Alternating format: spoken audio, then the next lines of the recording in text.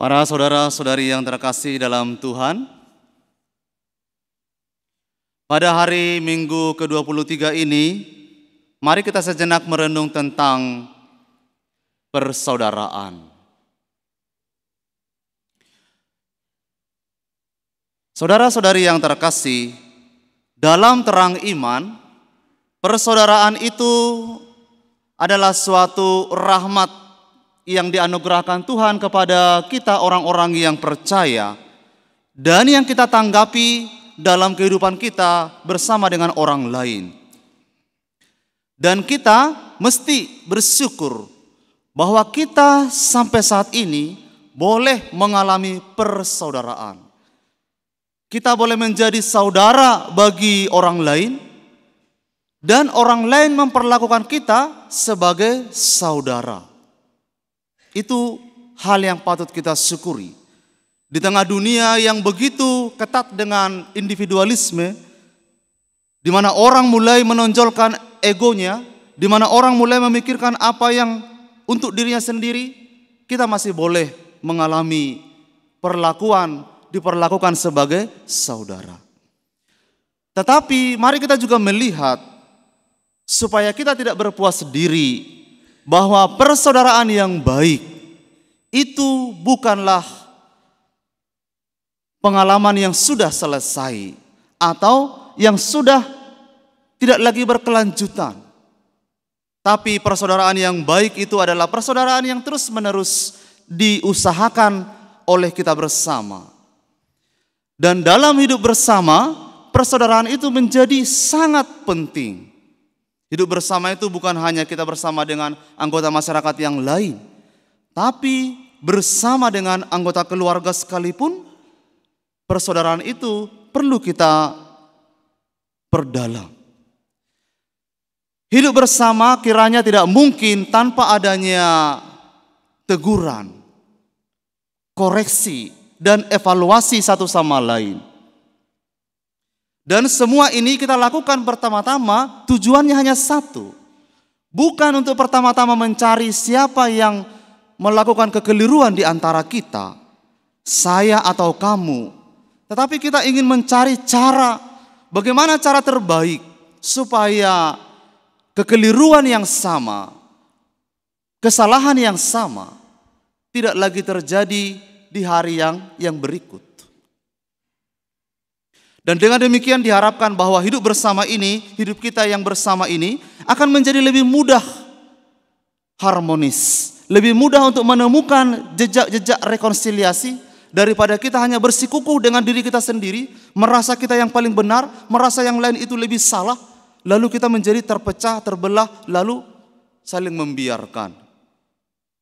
Nah, saudara-saudari yang terkasih, sebagai murid Yesus, kita dipanggil untuk membuat keputusan bersama.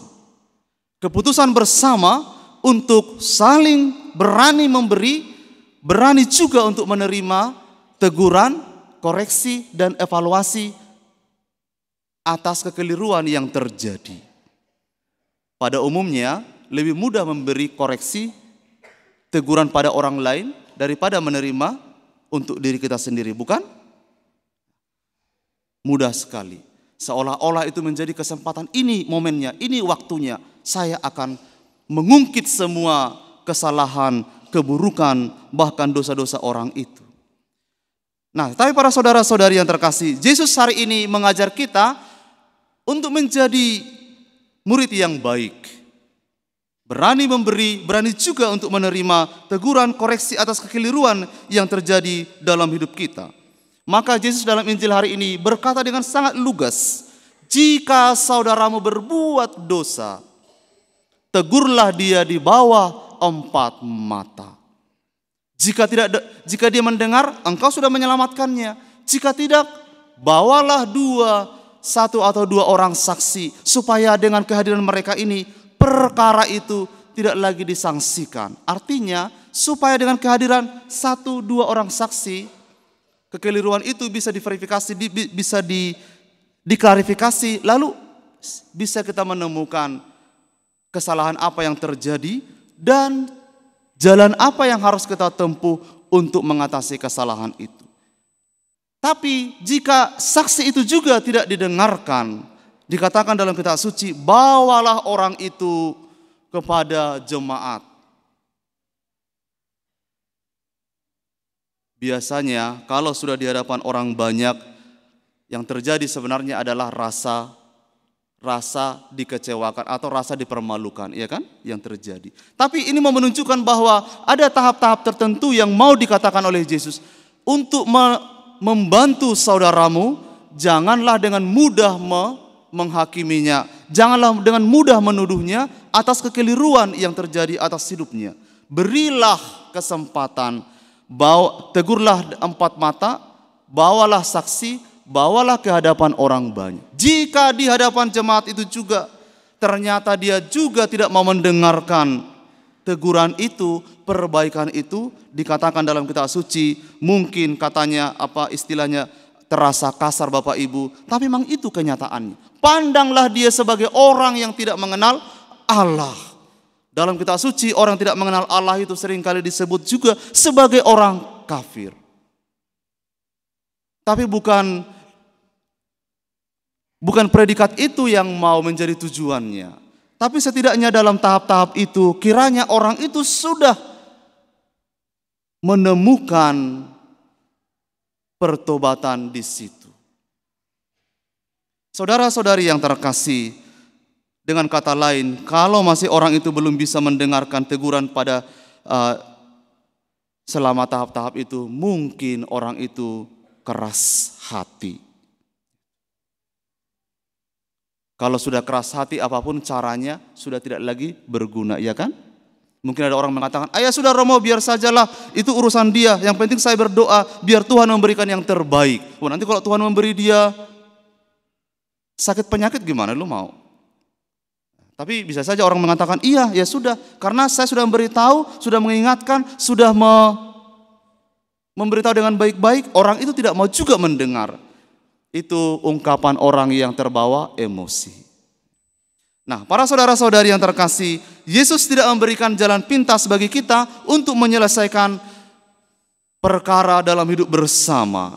Yesus juga tidak memberikan jalan pintas untuk menyelesaikan perbuatan dosa. Mengapa? Karena menyelesaikan dosa itu bukan sekedar membalikkan tangan. Dosa itu melekat pada pribadi yang punya kebebasan memilih yang baik atau yang buruk. Butuh proses, butuh waktu, harus muncul kerinduan dari dalam hatinya untuk meninggalkan dosa-dosanya, maka orang itu akan mengalami pertobatan yang baik. Saudara-saudari yang terkasih, berhadapan dengan saudara-saudara yang melakukan kekeliruan atau katakanlah yang melakukan kejahatan, melakukan dosa, mereka butuh pribadi yang bijaksana untuk mengatakan orang yang penyabar, orang yang sabar. Mengapa saya katakan sabar? Karena memang ini tidak mudah untuk diselesaikan. Orang sabar itu, para saudara-saudari, dicintai oleh banyak orang. Orang sabar itu punya banyak teman. Mengapa? Mungkin dia dipandang orang, wah, orang itu kalau saya melakukan kekeliruan, orang itu tidak mudah marah, orang itu tidak mudah menuntut. Tapi sejatinya bukan itu yang mau dikatakan. Orang sabar itu seringkali dipandang orang sebagai orang yang permisif atas dosa-dosa. Ya sudah, biarkan saja, orang itu memang selemah itu. Tapi orang yang sabar itu sejatinya mau menawarkan pada orang lain kesempatanmu untuk berubah. Memberi waktu supaya kita ini sadar bahwa kita ada orang lain yang menerima kita untuk bertobat, untuk berubah. Biasanya para saudara-saudari, ada 3 sikap kita ketika kita berhadapan dengan orang-orang yang melakukan perbuatan dosa. Hal yang pertama, sikap yang pertama adalah menghakimi. Dalam arti ini adalah kita membuat kesimpulan-kesimpulan yang subjektif sifatnya atas pergumulan yang dihadapi oleh seseorang. Tapi ironisnya adalah kita yang membuat, yang menyimpulkan, tapi kita juga yang dengan mudah untuk menyampaikannya kepada orang lain. Si Anu berbuat ini. Dengan percaya diri kita menyatakan itu. Padahal belum tentu orang itu melakukan seperti apa yang kita katakan. Maka pada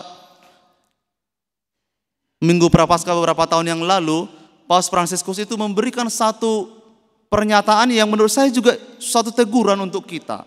Dikatakan dengan baik, Bapak Ibu jangan mudah bergosip. Alasannya sederhana sekali. Belum tentu kamu tahu persis 100% apa yang kamu katakan tentang orang lain. Kecuali kamu melihat sendiri, menyaksikan sendiri, merasakan sendiri, itu baru yang valid. Kemudian sikap yang kedua adalah kita membiarkan orang itu melakukan apa yang buruk itu. Membiarkan orang jatuh dalam dosanya, ya sudah, itu urusannya dia dengan Tuhan. Tampaknya para saudara-saudari, sikap ini terkesan baik. Karena juga akan menyelamatkan saya, menyelamatkan Anda atas perbuatan buruk yang dilakukan oleh orang lain. Tetapi sejatinya dalam terang iman kita, ini bukan hal yang baik. Itu namanya beriman secara egois. Ingin mencari keselamatan sendiri. Padahal gereja mengajar kita, kitab suci juga mengajar kita bahwa keselamatan itu bukan untuk kita per orang, bukan untuk Anda semata. Tapi keselamatan itu adalah bagi kita semua berjalan bersama. Maka tidak ada konsep dalam pikiran kita, saya yang penting saya yang berbuat baik, yang penting saya yang selamat. Tapi kami yang akan selamat. Kita bersama yang harus selamat. Maka sikap yang ketiga adalah sikap merangkul. Orang yang sedang mengalami pergumulan, para saudara-saudari, yang jatuh dalam dosa, yang dibutuhkan itu bukan penghakiman, bukan juga pembiaran. Tapi yang dibutuhkan adalah kehadiran seorang pribadi yang mau merangkul. Dalam banyak peristiwa, orang yang dipandang jahat, orang yang dipandang berbuat yang buruk sekalipun, dapat mengucapkan kata-kata pertobatannya, dapat menunjukkan pertobatannya ketika di hadapan orang yang terdiam memandang dengan penuh kasih. Saya kira itu juga yang dibuat oleh Yesus ketika berhadapan dengan seorang perempuan yang ketahuan berzina itu. Semua orang sudah memegang batu di kepala tangannya, siap untuk merajam orang itu, melempari batu pada orang itu yang ketahuan berbuat zina itu. Di situ ada Yesus ketika orang bertanya, apa pendapatmu guru pada orang ini? Yesus tidak berkata banyak, hanya menyampaikan, ayo siapa di antara kamu tidak berdosa, lempar itu batu pertama kali. Setelah itu Yesus hanya menuliskan di tanah, tidak menghakimi siapapun. Saudara-saudari, itulah Tuhan. Dan itu jugalah yang mau kita hidupi dalam keseharian kita. Tidak ingin menunjukkan sikap penghakiman, wajah yang menghakimi, kata-kata yang menghakimi. Tapi tidak juga menunjukkan sikap apatis, kata-kata yang bersikap egoisme pada orang-orang yang membutuhkan pertobatan ini. Tapi lebih baik kita tanpa kata menunjukkan hati yang mau menerima orang yang membutuhkan pertobatan. Saudara-saudari yang terkasih, Yesus telah menjadi saudara bagi kita. Menyebut kita bukan lagi sebagai hamba, tapi sahabat. Karena hamba tidak tahu apa yang dikehendaki tuannya. Hamba tapi sahabat itu tahu apa yang dipikirkan oleh tuannya, oleh sang guru.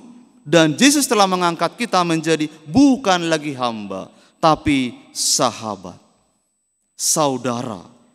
Marilah kita juga menjadi saudara yang baik. Mari kita juga merentangkan tangan untuk menarik saudara-saudari kita yang membutuhkan pertobatan. Mari kita juga membuka hati, memberi hati bagi mereka, karena hati mereka sedang membutuhkan hati yang hangat, hati yang mau menerima mereka dalam kedosaannya. Yesus memanggil orang yang berdosa, bukan orang yang benar, supaya mereka diselamatkan. Orang yang sakit, supaya mereka disembuhkan. Dan Yesus telah merendahkan dirinya supaya kita boleh turut diangkat oleh Yesus. Saudara-saudari yang terkasih, saya ingat satu kutipan dari kitab Amsal berkata dengan baik. Sahabat yang baik itu memukul berkali-kali, tapi musuh yang baik mencium berkali-kali. Maka jangan takut untuk memberikan teguran demi yang benar, daripada kita membiarkan tapi berendingnya saudara kita binasa oleh dosa-dosanya. Tuhan memberkati.